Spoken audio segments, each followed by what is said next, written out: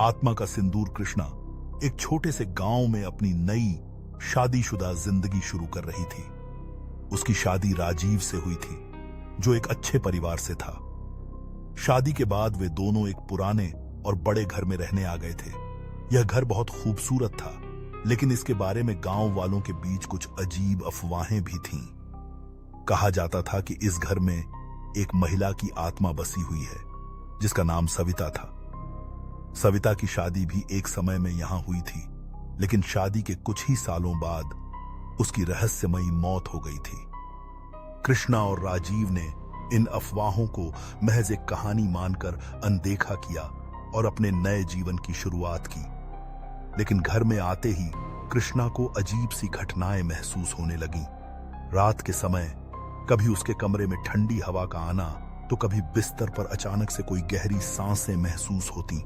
कृष्णा डर जाती, लेकिन राजीव इसे सामान्य मानकर नजरअंदाज कर देता। फिर एक दिन कृष्णा ने एक पुराने संदूक में सविता का एक साड़ी और कुछ जेवरात पाए, जिनमें एक पुरानी सुंदर बिंदी और सिंदूर की डिब्बी थी। जैसे ही कृष्णा ने वह सिंदूर छुआ, उसे एक अजीब सी खौफनाक अनुभूति हुई। उसकी आंखों के सामने एक धुंधली छाया उभरी, जो धीरे धीरे स्पष्ट होती गई। वह छाया सविता की थी और उसकी आंखों में गुस्से का इशारा था।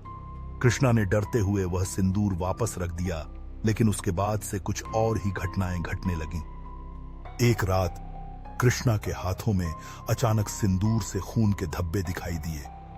जब उसने देखा तो वह सिंदूर का डिब्बा उसके पास पड़ा था, जैसे किसी ने उसे जानबूझकर छीन लिया हो। कृष्णा का दिल डर से धड़कने लगा और वह राजीव के पास दौड़ गई। राजीव ने उसे शांत किया, लेकिन वह भी इस खौफनाक दृश्य से विचलित हो गया था। अगली सुबह कृष्णा ने खुद को एक पुरानी शीशे में देखा और उसकी आंखें हैरान रह गईं। उसकी आंखों के नीचे एक अजीब सा सिंदूर का निशान था, जैसे किसी ने उसकी आंखों में वह सिंदूर लगा दिया हो। लेकिन उसने खुद कभी ऐसा नहीं किया था।